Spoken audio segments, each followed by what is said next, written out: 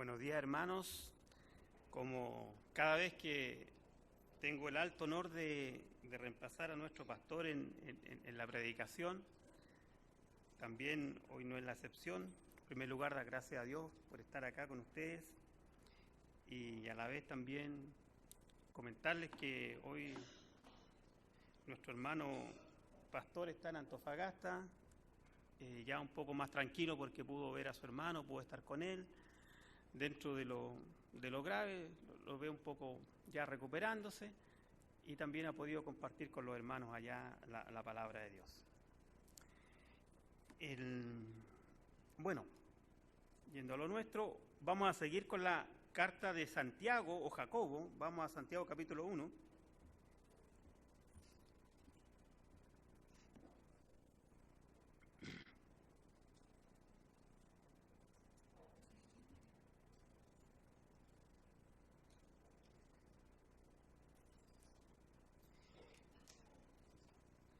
A manera de recordatorio, Santiago o Jacobo, como es llamado su nombre original, digamos, Santiago es una derivación de Saint Jake o algo así le decían ellos, entonces al final Saint Jake quedó en Santiago, ¿cierto? Todos sabemos eso ya. Pero a manera de recordatorio decirle que este Santiago, de los tres que nos aparece en la Biblia, es aquel que fue hermano de Jesús. Jesús tuvo varios hermanos, entre los cuales estaba este Santiago, al cual el Señor se le apareció después de resucitado y donde entendemos que creyó al Evangelio, porque mientras estuvo junto a su hermano Jesús, nunca creyó al Evangelio. Eso es lo que entendemos por lo que desprendemos de los relatos de los Evangelios, ¿ya? Este Santiago fue un pilar en la iglesia primitiva, en el sentido de que fue uno de los líderes que aguantó ahí al pie del cañón, y también fue uno de los que, digamos, como decirlo, en el primer concilio, por decirlo así, que tuvo la iglesia primitiva, fue de los que puso orden, dio autoridades, dio directrices, por lo cual entendemos que él fue un líder, un pilar en la iglesia primitiva. No hay que confundirlo con el otro Jacobo, que era el hermano de Santiago, que fue asesinado por Herodes al poco andar en la primera persecución. ¿Se recuerdan? Ese otro Jacobo era el hermano de Juan, hijo de Zebedeo. Pero hoy vamos a ver en la carta de Santiago algo más general. Si bien es cierto el pastor está haciendo un estudio sistemático y exegético de la carta, no es la idea mía hoy hacer lo mismo, sino que dejarlo eso para que él continúe con esa metodología. Hoy día más bien vamos a ver un estudio del capítulo 1 en términos más global, ¿ya? Este Santiago es tan pertinente para nosotros porque él mismo lo dice ahí en su primer versículo, siervo a las 12 tribus de la dispersión. O sea, él escribió esta carta pensando en los hermanos de la dispersión, en los que estaban en diferentes partes del Imperio Romano y que también nos va a servir a nosotros hoy. Vamos entonces a Santiago capítulo 1, versículos 22 al 25.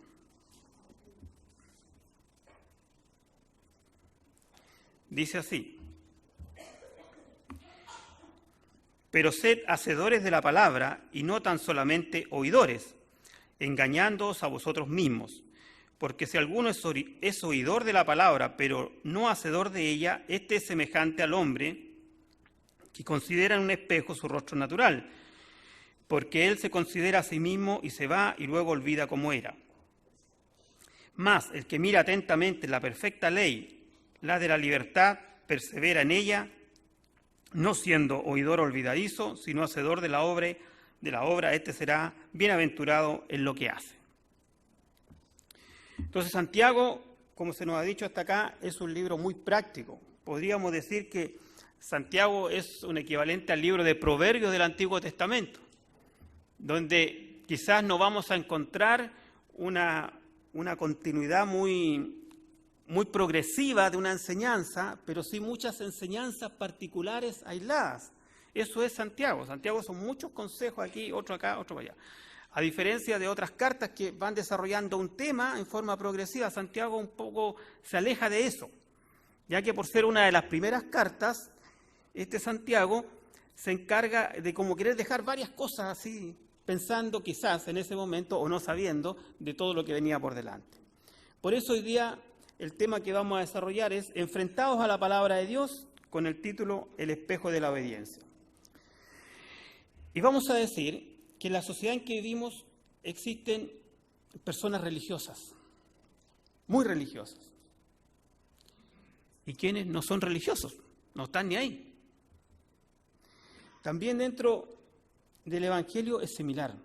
Están las personas que oyen, los que son por tradición y los discípulos. Este pasaje que acabamos de leer nos empieza a exhortar acerca de los que son solamente oidores de la palabra, que se miran en un espejo y creen ver su rostro natural.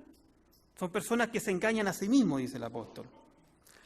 Nosotros tenemos la palabra más segura.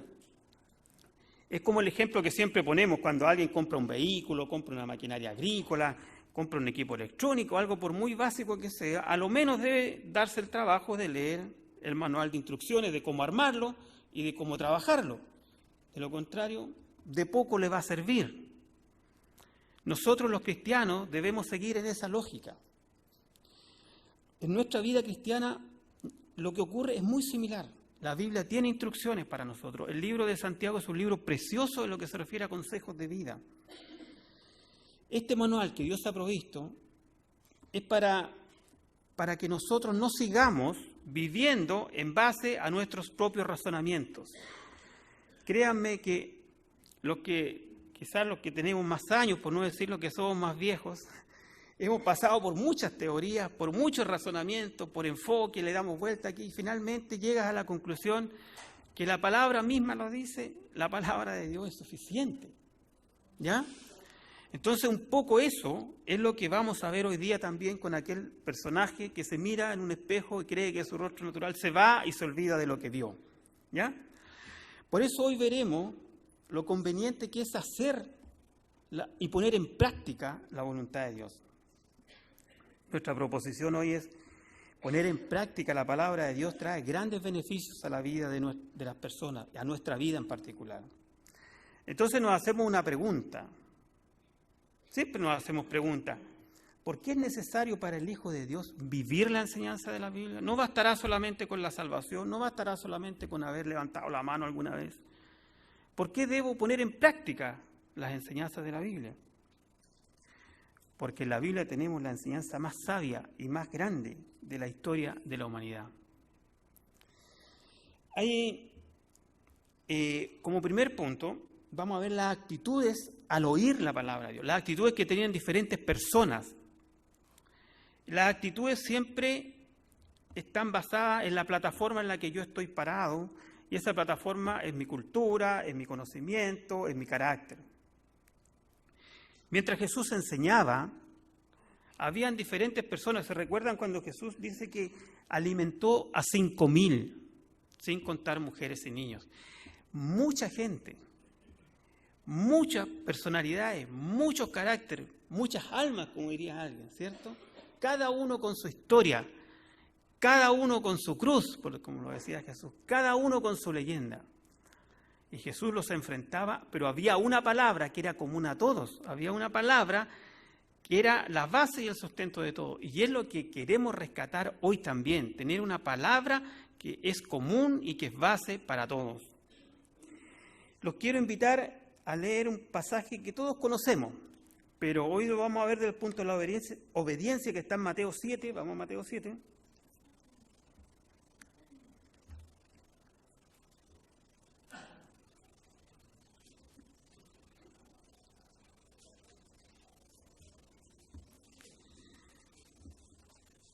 Aquí vamos a ver acerca de los beneficios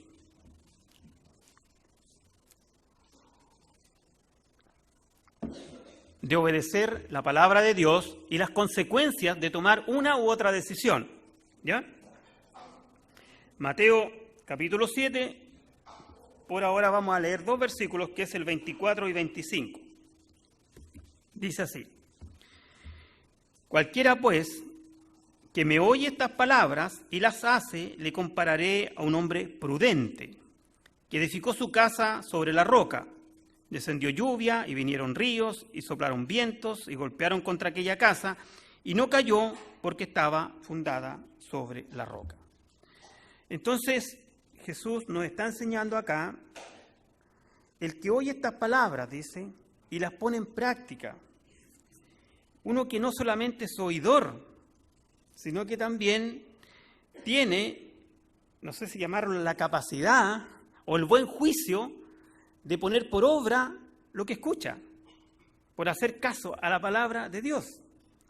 Este pasaje es un pasaje muy pertinente para las personas que están comenzando su vida de matrimonio, de la familia. Siempre se enseña así y esa es quizás la primera aplicación, el que fundó su vida en la roca. Pero hoy le veremos la segunda aplicación, que es la obediencia de aquellas personas que toman esa decisión. Dice que cayeron las lluvias, crecieron los ríos, soplaron los vientos y azotaron contra aquella casa. Con todo la casa no se derrumbó porque estaba cimentada sobre la roca. La belleza de este pasaje es realmente impactante porque vemos los beneficios de una persona que confió en Jesús. Siempre Jesús, no quiero distraerme con esto, pero Jesús le dejó claro a Pedro, tú eres piedra, yo soy la roca. Pedro era una pequeña piedra, que es la traducción literal de Pedro, pero Jesús era la roca. ¿Ya? Después el mismo Pedro dice que Jesús es la piedra angular. Para los que no saben mucho de construcción, yo no siendo un experto, pero una vez aprendí eso, la piedra angular era la piedra que en las construcciones antiguas iba en el centro, ¿ya? Y después construían sobre eso un arco, y sobre ese arco se suspendía toda la construcción. Esa era la piedra angular, ¿ya? Entonces estamos viendo la decisión correcta de un hombre que confió y edificó sobre la roca. Los que ponen en práctica, Jesús está hablando de los que ponen en práctica, los que escuchan, todo el que me oye estas palabras y lo pone en práctica. Ahora nosotros, otra pregunta, ¿qué vamos a hacer con lo que hemos oído?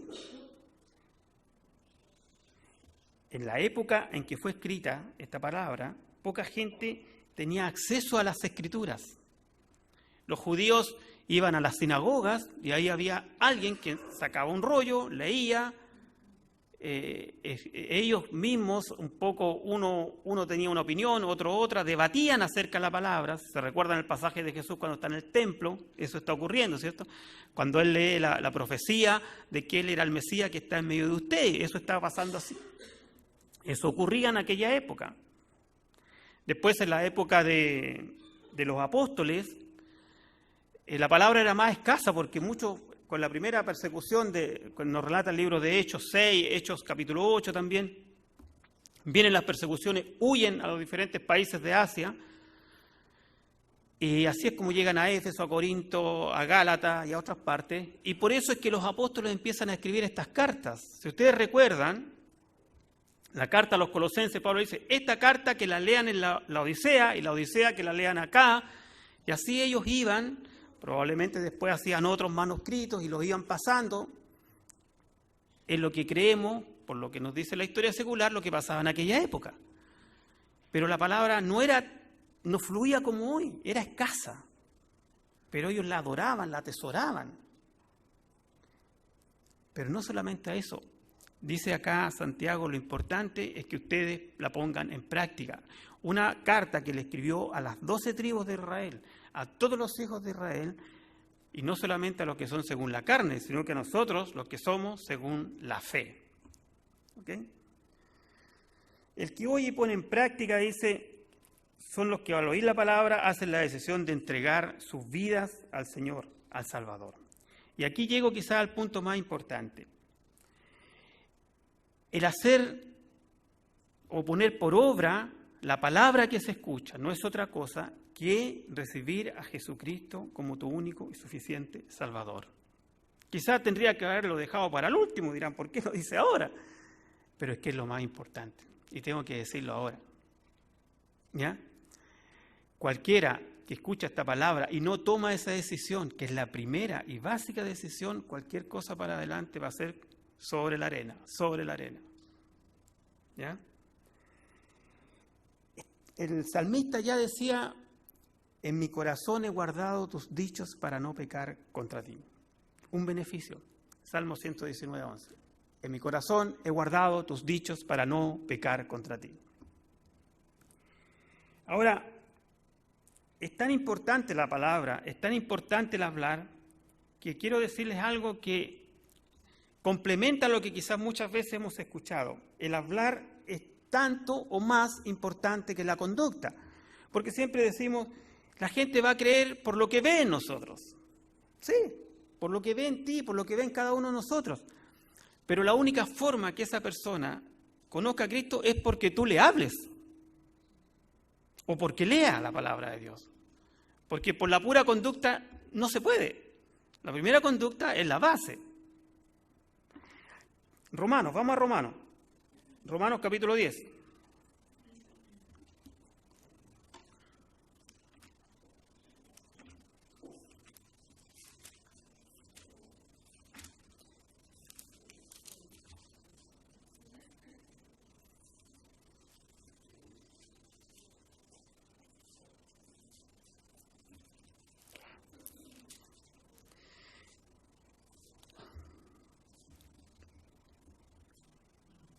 Romanos capítulo 10, versículos 16 y 17 dice así. Hasta aquí vamos bien, ¿cierto? Ya, dice así. Romanos 10, 16. Mas no todos obedecieron al Evangelio, pues Isaías dice, Señor, ¿quién ha creído a nuestro anuncio? Señor, ¿quién ha creído a nuestro anuncio? Así que la fe es por el oír, y el oír por la palabra de Dios. Así que la única forma que las personas puedan ser salvas es por el oír. El oír la palabra de Dios. ¿Y de parte de quién la va a oír? De nosotros. No hay nadie más que pueda hablarles de la palabra de Dios. Nosotros, los hijos de Dios. Cuando la persona oye y pone en práctica la palabra de Dios es cuando entrega su vida al Salvador. También hay un oidor que nunca hace una decisión. Este es el que nunca se ha comprometido, el que no hace caso, el que no entiende, el que no sabemos por qué sigue aferrado a su forma de vida, a su conducta. Aunque por años no le haya resultado, aunque por años haya tenido fracaso, sigue aferrado. Entonces, ¿por qué? Volvamos a Mateo capítulo 7.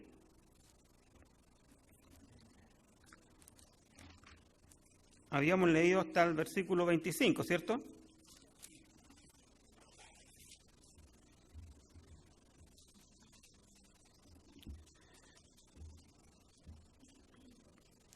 Ahora viene el otro personaje y dice así. Voy a leer Mateo 7, 26 y 27. ¿Llegaron todos? Pero cualquiera que me oye estas palabras y no las hace, le compararé a un hombre insensato que edificó su casa sobre la arena. Y descendió lluvia, y vinieron ríos, y soplaron vientos, y dieron con ímpetu contra aquella casa, y cayó, y fue grande su ruina. Dice que lo comparará a un hombre insensato. El del versículo 25 era un hombre prudente. Este era un hombre insensato. Entonces hay una gran diferencia entre uno y otro. Porque a esta persona le ocurrió exactamente lo mismo que al otro. Vinieron ríos, vinieron lluvias, subieron las aguas, pero su casa se derrumbó. Al otro, no, porque el otro estaba fundado en la roca, este estaba fundado en la arena. Entonces tenemos que ambos se enfrentan, si queremos llevarlo a la vida práctica, ambos se enfrentan en la vida diaria con los mismos problemas, con las mismas cosas. Pero uno soporta y el otro no soporta. Este es el que oye el mensaje, pero no lo pone por obra. Se mira en el espejo y sale diciendo y no haciendo nada. Puede ser un religioso, puede ser un erudito. No creamos que acá estamos frente a un pagano o a un ateo rebelde, porque dice que escucha la palabra. O sea, era uno que seguía a Jesús, que escuchó el mismo discurso que escucharon todos. Era uno de los 5.000, que a lo mejor se comió el pescadito y el pancito, estaba rico, le arregló la fatiga del mediodía o de la tarde, pero no hizo caso, ¿ya? No es un hombre, como queramos pensar, un delincuente, no, es un hombre que fue, escuchó, se sentó, se tomó su tiempo, pero después concluyó que eso no era para él, y se fue. Al no hacer una decisión por Cristo, su cimiento siempre va a estar fundado en arena.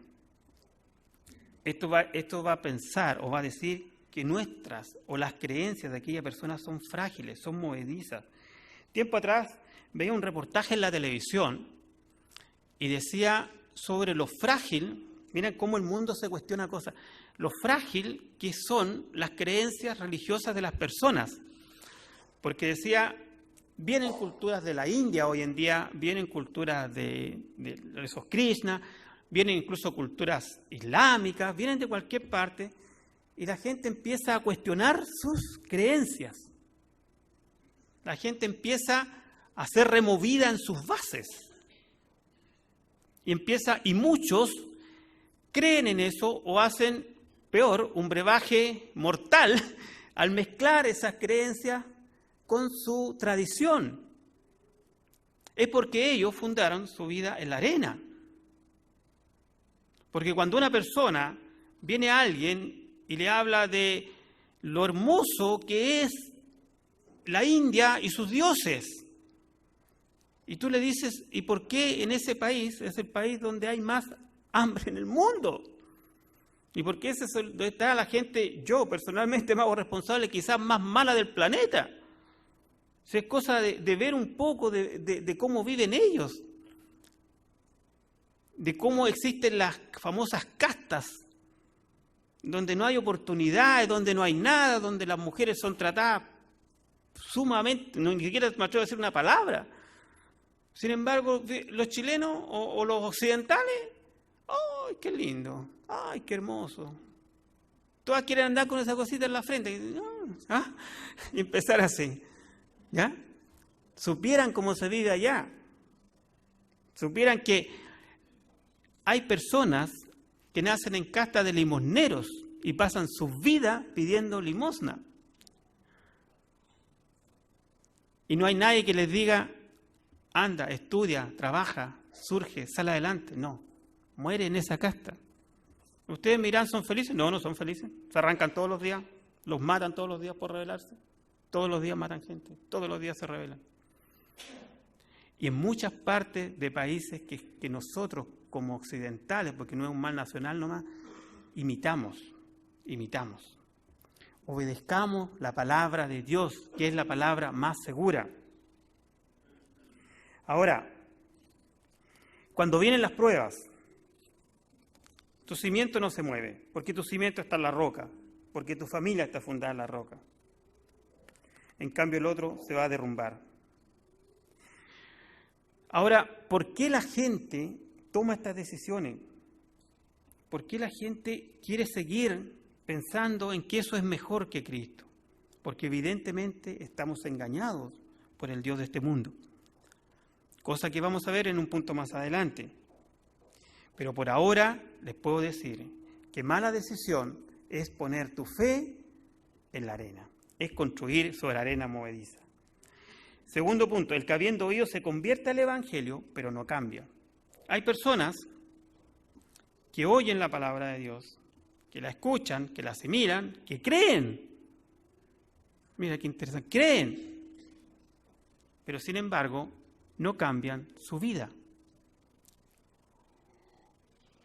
Esto es un poco más complejo, porque alguien que habiendo creído, a lo mejor sufre una emoción así, que le dura un tiempo, pero no cambia su conducta, no cambia su vida, no cambia su forma de vivir. La carta de Santiago es solamente de consejos de cómo debemos vivir, es un montón de consejos prácticos. ¿Cuál es la religión verdadera? ¿En qué consiste? En visitar a las viudas que realmente lo son, a los huérfanos. ¿Cuál es la religión verdadera? ¿En qué consiste? Después dice, ¿tú crees que eres salvo solamente por fe? Cuidado, Santiago nos advierte de tantas cosas. ¿Ya? Entonces acá tenemos una segunda persona, es aquel que habiendo creído, no hace. El primero, que edificó la arena, nunca creyó en Cristo, nunca edificó en Cristo, nunca confió en Él, pero tenemos un segundo personaje que habiendo creído, habiendo aceptado la palabra, se aparta. Este es el que se mira en el espejo es la palabra de Dios, acepta su condición, pero no actúa. ¿Ya? Otra pregunta, ¿por qué algunos no cambian? Por no actuar conforme a la palabra de Dios. Sigue bajo sus mismos parámetros de vida, acomodando el Evangelio a sus pensamientos y justificándose permanentemente. Este es aquel que dice, sí, yo voy a ese lugar, no voy a decir cuál, póngale usted el lugar, como dice el hermanito, yo voy a ese lugar, pero yo tengo todo controlado, yo sé hasta cuándo puedo, hasta dónde no puedo, yo manejo los tiempos. Ojo, jugar al límite es peligroso, no siempre podemos manejar los tiempos. Se jactan de tener un control sobre su conducta, se jactan de jugar al límite. Ese es el que habiendo creído no hace caso, no hace caso. ¿Ya? Estas frases son tan repetidas y escuchadas, pero esta vieja escuela, créanme que toda esta vieja escuela, cuando usted digan algo así, no, esta es una vieja escuela, sino, no es algo que se me ocurrió a mí, ¿ya? Es una vieja escuela, es solamente una excusa por no obedecer a la palabra de Dios. No obedecer, no hacer caso, ¿ya? Peor aún, hay algunos que dicen, no, pero si igual da lo mismo porque total tengo dinero, tengo cupo en la tarjeta, así que hago esto, hago lo otro, y si alguien le dice algo, se engrifa, ¿cierto? Ese es el que sigue su consejo. Este es el necio, este es el insensato. Ahí en Mateo dice, Mateo 7:26, pero cualquiera que oye estas palabras y no las hace, le compararé a un hombre insensato. No hay sensatez. La parábola de los dos cimientos dice que es un insensato. Porque la palabra de Dios, hermano, nos cambia. La palabra de Dios debe impactar en tu vida. ¿Sabes lo que es un impacto? El impacto es una palabra que se asocia en términos bélicos, ¿ya? Cuando un proyectil impacta sobre su objetivo, dice que lo mueve, lo destroza, lo aniquila, lo saca de donde está. Entonces la palabra de Dios cuando impacta en tu vida, cuando impacta en mi vida, es como un proyectil que nos golpea y que nos saca de la posición en la que estamos. Eso debe ser la palabra de Dios en nosotros. Ahora tenemos al que habiendo oído el Evangelio, acepta la palabra de Dios y cambia su vida. Hermano, el oír la palabra de Dios, el cambiar nuestra vida, el ser un verdadero discípulo de Cristo, necesariamente va a ir limpiándonos, va a ir purificándonos, nos va a ir llevando a lo que comúnmente llamamos como santidad. Una palabra tan dura, tan fuerte quizás para nosotros, porque la vemos tan imposible. Pero la vida de Dios va a ir lentamente trabajando en nuestras vidas, trabajando, esculpiendo nuestra vida, esculpiéndola al punto de llevarnos a ese lugar. Juan 17, vamos a Juan capítulo 17.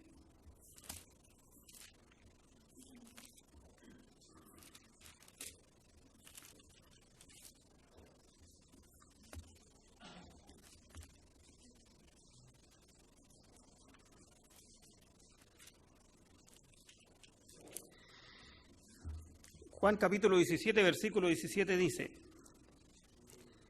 santifícalos en tu verdad, tu palabra es verdad. Entonces cuando alguien dice, ¿cómo me voy a santificar? O ¿cómo me voy a apartar del mal en el fondo? ¿Cómo me voy a apartar para Dios con un propósito? A través, dicen, de la santificación, que es un proceso. Y nos encontramos con que la palabra dice que, lo leo nuevamente, dice, santifícalo en tu verdad, tu palabra es la verdad. Entonces la palabra de Dios es el instrumento que Dios ha provisto para la santificación de sus hijos, para que paulatinamente, en un proceso continuo, vayan alcanzando la madurez espiritual para tomar las decisiones correctas y para ya no ser llevados por doctrina de hombre, dice, de estratagemas de hombre. La fe dice que viene por el oír. Volvamos a Romanos, por favor, volvamos a Romanos 10. Habíamos estado en Romanos.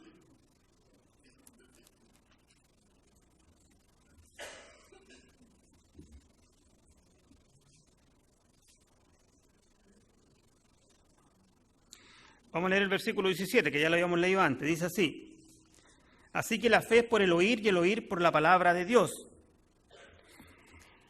Aquí también quiero hacer hincapié en algo. Mucha gente cantan en la iglesia: Señor, danos la fe, Señor, mándanos fe, Señor, queremos fe, 7 pasos para la fe, curso práctico para obtener fe. Sin embargo, la fe viene por el oír y el oír la palabra de Dios. En el fondo debemos vivir la palabra de Dios. El discípulo decía a los rabinos: aprende lo que debe hacer. Eso, cuando enseñaban los antiguos rabinos, el discípulo tiene que aprender lo que debe hacer. Lo que debe hacer, no lo que debe aprender o lo que debe enseñar después, cuando ellos capacitaban otros rabinos, digamos. Él debe aprender lo que debe hacer. Un hacedor es uno que practica la palabra. Dice que debe ser pronto para oír, es decir, rápido para oír. Rápido para oír. Todos debemos estar listos para escuchar, ser lentos para hablar. También los rabinos decían: Dios nos ha dado 2 oídos, ¿cierto? Y una lengua bien guardada. Entonces, el consejo es: debemos hablar menos y oír más. Difícil. La tendencia es al revés, es hablar mucho y escuchar poco. Pero tenemos 2, cosas que si no habla uno de acá, nadie diga no te escuché, no, porque tienes 2, una oreja aquí y la otra está por acá. Entonces, debemos oír más y hablar menos. Y evidentemente aplicar. La palabra de Dios, hermanos, es poderosa. La palabra de Dios tiene un poder incalculable muchas veces para cada uno de nosotros. ¿Cuántas veces hemos cometido errores en el sentido de no hablar a alguien en el momento oportuno? Quizás cuando tú sientes, tú tienes una certeza en base a lo que tu convicción como hijo de Dios y la obra del Espíritu Santo te está diciendo: habla a esa persona. Pero tú dices: no. Y te puede dar miedo, te puede dar vergüenza, te puede dar pánico, te puede dar estrés. Pero lo que tú debes hacer en ese minuto es hablar. Porque es el momento que Dios está ocupando para esa persona y en la cual tú o yo vamos a ser instrumentos de Dios en sus manos. Pero cuántas veces, hermanos, y esto también una exhortación para cada uno de nosotros, preferimos callarnos, preferimos no hacer olita, preferimos ser uno más del grupo. ¿Cuántas veces puede haber un joven o un adulto, no sé, esté pasando por tremendos problemas y nosotros ahí calladitos sin hablar la palabra de Dios? Y hoy hemos entendido que la fe viene por el oír y el oír la palabra de Dios. ¿Quién oirá nuestro anuncio? ¿Quién oirá nuestro anuncio? Somos nosotros los que debemos anunciar. No hay más gente. Los políticos dicen otras cosas. Los profesores de los colegios tienen en este momento prácticamente prohibido hablar de Dios. Somos nosotros los únicos que podemos hablar de Dios.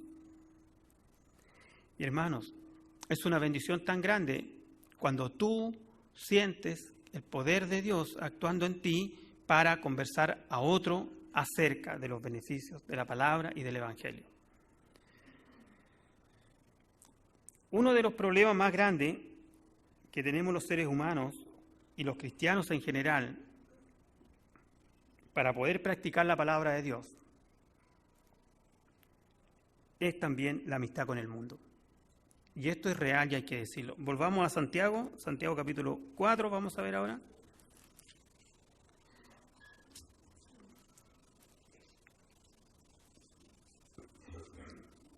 Y esto no es ser fanático, hermano, es lo que Jacobo enseñaba a las 12 tribus y a nosotros también. Santiago capítulo 4, versículo 4 dice así: «Oh almas adúlteras, ¿no sabéis que la amistad del mundo es enemistad contra Dios? Cualquiera, pues, que quiera ser amigo del mundo, se constituye en enemigo de Dios». Oh, gente adúltera, ¿no saben que la amistad con el mundo es enemistad contra Dios? ¿Cuántas veces ocurre que personas hacen cosas quizás más allá de sus límites por ser aceptados en el mundo o en un mundo pequeño, en un mundillo, como quieran llamarlo? ¿Cuántas veces? ¿Por qué? No debe ser así con nosotros. La amistad con el mundo es enemistad contra Dios. Los hijos de Dios podemos muchas veces cometer lo que se llama un adulterio espiritual. ¿Qué es lo que nos dice Santiago? La amistad con el mundo. Porque, ¿qué pasa? Volvamos al versículo que lo leímos tan rápido. Dice: ¿no sabéis que la amistad del mundo es enemistad contra Dios? Cualquiera, pues, que quiera ser amigo del mundo, se constituye ¿en qué? Enemigo de Dios. Es enemigo de Dios. Entonces, lo leemos así, tan rápido, lo pasamos así, uno más. No, la amistad con el mundo es ser enemigo de Dios. No te lo estoy diciendo yo, te lo dice la palabra de Dios. No soy yo el que está hablando la Escritura. Si tú quieres ser amigo del mundo, bueno, sé amigo del mundo, pero vas a ser enemigo de Dios. Y no sé, al final del día, como se dice, ¿cómo te va a ir mejor? Si ser amigo del mundo o ser amigo de Dios. Hermanos, también hay algo que es verdad. No podemos irnos del mundo. Y eso es real. Estamos en el mundo. Y Jesús nunca quiso que dejáramos este mundo. Nos puso para brillar en el mundo. No es tarea fácil. Yo sé que todos los que tienen hijos pequeños y los que tuvimos hijos pequeños, que ya están más grandes, pasamos por el eterno problema de las reuniones de curso, de cuando inventan cosas. Me imagino cuando las mamás que tienen niñitas preadolescentes, no sé, y viene un cantante y todas las niñas quieren ir a verlo y ustedes dicen: pucha, ¿cómo voy a llevar a mi hija? ¿Cómo voy a permitir que vaya si yo sé que ese cantante es esto y lo otro, y se acarrean todo este problema de cosas? Y ella tiene recién 10 años, 11 años, pero ahí está el mundo haciéndote presión. ¿Qué haces tú? ¿Qué decisión tomas? Nuevamente, volver a la palabra. ¿Qué decisión voy a tomar? La palabra del Señor permanece para siempre, eso lo sabemos tantas cosas, pero a la hora los que hubo, como se dice, cómo actuamos, cómo vivimos. O volvemos a la antigua escuela: no, pero es que yo lo tengo controlado, yo sé dónde manejo, yo sé que va con la Juanita y va con la mamá y la mamá. La mamá puede tener 40 años, pero actúa como la hija preadolescente, o es peor.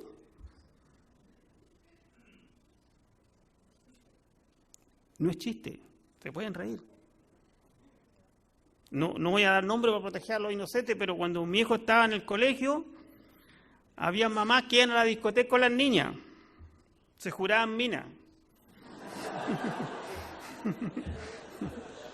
Mujeres de 40 años con niñas de 16 bailando ahí.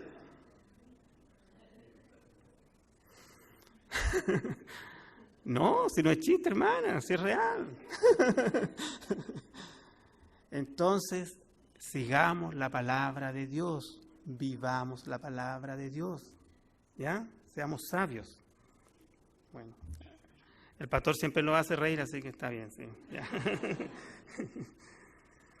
Bueno, el creyente, el Hijo de Dios, debe apartarse del mal. En el fondo, esa es la conclusión de este punto, apartarse del mal. Grave error, hermanos, es pretender los placeres del mundo y las bendiciones de Dios. Es un juego peligroso, es un juego muy extraño, donde te vas a enredar y difícilmente vas a poder salir. ¿Ya? No podemos servir a dos señores, no podemos servir a dos señores. Como tercer punto, veremos los beneficios de vivir en la palabra de Dios. Volviendo a Santiago, volvemos a Santiago capítulo 1 que habíamos leído.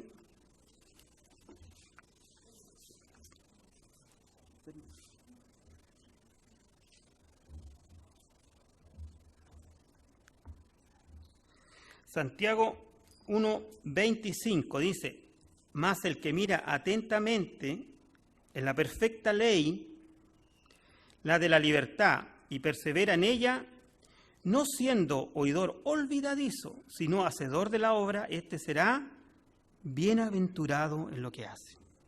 Bienaventurado en lo que hace. Hermanos, hermanas, muchas veces, como les dije antes, queremos las bendiciones de Dios, pero seguimos aferrados a los placeres del mundo. Las bendiciones de Dios vienen cuando el Hijo de Dios vive pegado a Dios, conectado con Dios. Eso es. Si no, ¿cómo vas a recibir? ¿Por dónde va a fluir la bendición de Dios?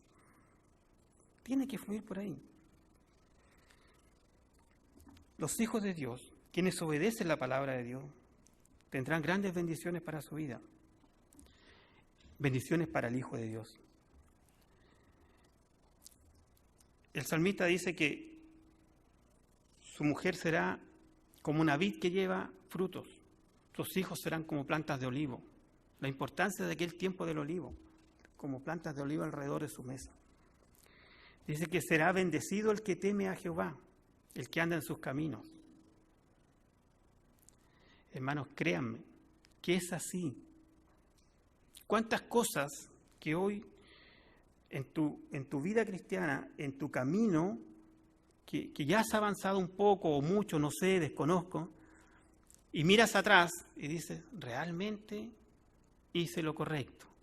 Gracias Dios porque tomé la decisión adecuada. Gracias Señor porque un día tú me detuviste en mi carrera loca, me paraste, me mostraste la Escritura y me diste sabiduría para obedecer. Quizás sin entender mucho. Quizás sin entender mucho. Pero obedecí, que era lo más importante. ¿Ya? El cristiano fiel también tiene una condición, un elemento que está asociado a la obediencia, pero no es tan claro. Está ahí en Santiago 4, en la otra hoja.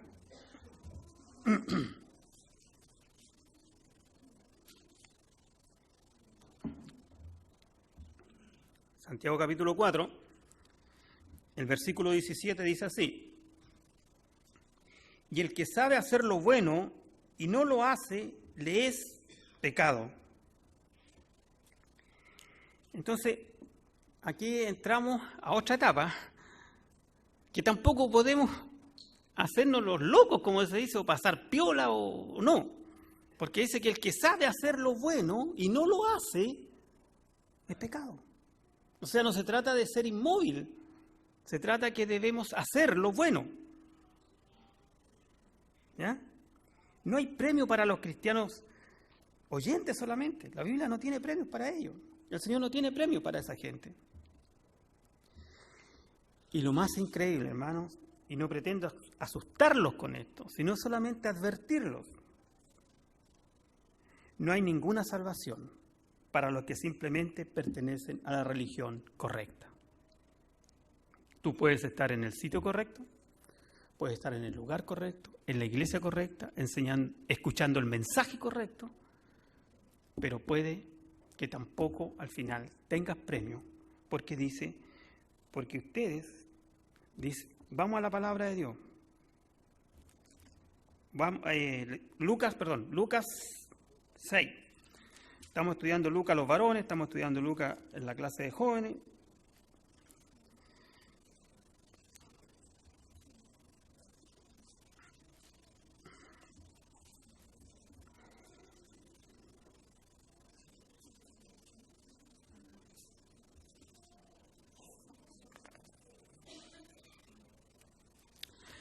Ya, Lucas 6, 46, dice así.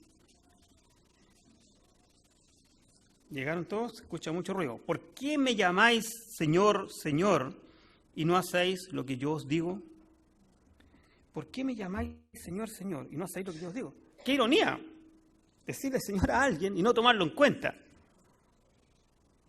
Es como en el trabajo que alguien le diga, sí, jefe, y después hace lo que quiere. No, no puede ser eso. Peor aún en el ejército.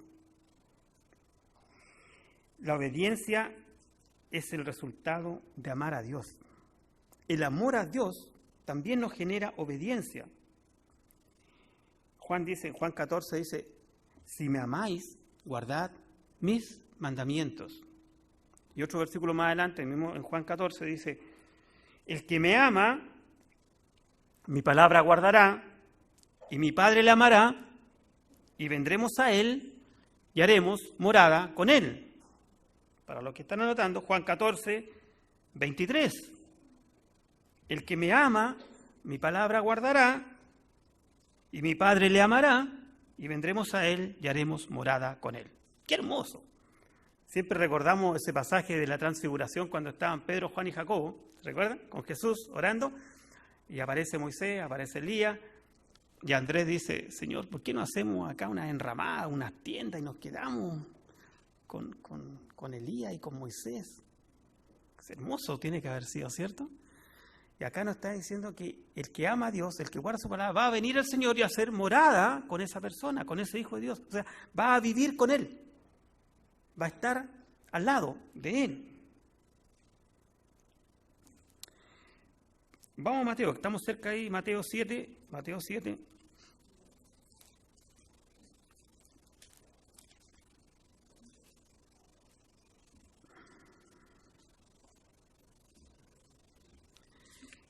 Ya para ir terminando, vamos a ver lo delicado que significa no obedecer. Vamos progresando y vamos viendo lo delicado que es no obedecer. Mateo 7, voy a leer del 21 al 23. No todo el que me dice, Señor, Señor, entrará en el reino de los cielos, sino el que hace la voluntad de mi Padre que está en los cielos. Muchos me dirán en aquel día, Señor, Señor, no profetizamos en tu nombre, y en tu nombre echamos fuera demonios, y en tu nombre hicimos muchos milagros. Y entonces les declararé, nunca os conocí, apartados de mí, hacedores de maldad. Es un pasaje muy conocido, muy leído, muy estudiado. Pero siempre todos nos consideramos incorporados ahí, ninguno. Oye, hijo mío, dice, la instrucción de tu padre, no desprecies la dirección de tu madre.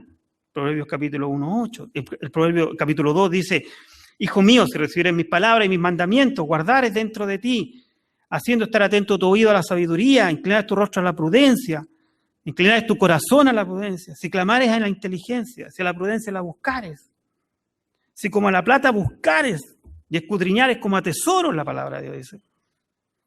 Entonces, dice después, entenderás el temor de Jehová. Pero mira todo el proceso anterior, es un anhelo, es un pitbull, uno que va ahí, que quiere atrapar la sabiduría, la enseñanza.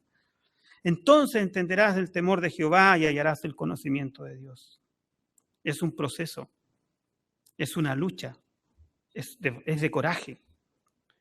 Sí, hermano, es de coraje, porque hay que tener coraje, y yo entiendo, porque también pasé por eso, por todas las mamás, por los papás, que muchas veces tienen que decirles, no, mi hijo no va a ir a ver el cantante, no, mi hijo no va a ir a ese show, no, mi hijo no va a ir a eso. Y eso se requiere coraje, quizás se parecen pequeñas cosas hoy en día, para mí son tan lejanas, pero para muchos de ustedes sé que son aún cosas del día a día. Jehová da la sabiduría y de su boca viene el conocimiento y la inteligencia. Última advertencia, última advertencia, último pasaje, Mateo 7:21.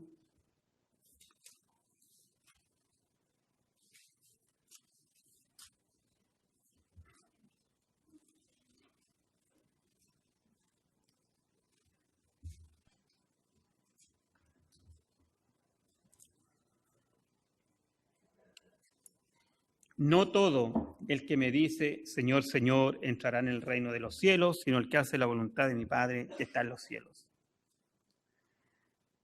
Ahora, ¿qué significa hacer la voluntad de mi Padre que está en los cielos para tener parte en el reino de los cielos? La pregunta lógica. ¿Qué debo hacer entonces? Porque no todo el que me dice Señor. Dice que echaron fuera demonios y un montón. Esa gente hizo muchas cosas, pero no hizo algo que era lo primero, lo más importante y lo fundamental. Dice que es arrepentirte y entregar tu vida a Cristo. Juan el Bautista dijo, arrepiéntete, arrepiéntete, arrepentidos porque el reino de los cielos se ha acercado. Ese fue el discurso de Juan el Bautista. ¿Cuál fue el discurso de Jesús? Arrepiéntete. ¿Cuál es el discurso de Pedro? Arrepiéntase cada uno y bautícese. Entonces, se pueden hacer muchas cosas. Puede ser un erudito, puede haber estudiado literatura bíblica, puede haber estudiado hebreo, griego, arameo, puede saber tantas cosas, puede dar una cátedra de montones de cosas, puede saber geografía de Israel. Hasta mapas tenemos por ahí para los que les gustan los mapas. ¿Te fijas? Pero si tú no has dado el paso más importante y el único paso necesario, que es arrepentirte y creer en el Hijo de Dios, no tendrás parte en el reino de los cielos. Y todo tu conocimiento, toda tu erudición no va a servir de nada. Esa es la conclusión. Lo tengo que decir porque sé que cada domingo, a lo menos hay uno aquí presente o escuchando en el internet, porque nos están viendo en otros lados, que no ha tomado esta decisión y que a lo mejor lleva tiempo escuchando y que a lo mejor sabe más que muchos de nosotros, pero no ha cambiado su vida. Ese es el punto de partida y es el único punto. Porque si no, no tendremos parte en el reino de los cielos. Y esto no es una amenaza, es una advertencia. Es un faro, es una luz.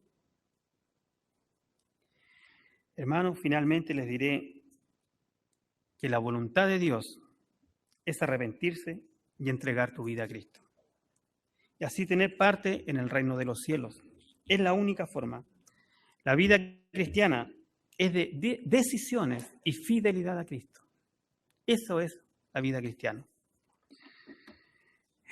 Gracias, hermano. Espero que les haya servido este mensaje de hoy, que haya sido pertinente.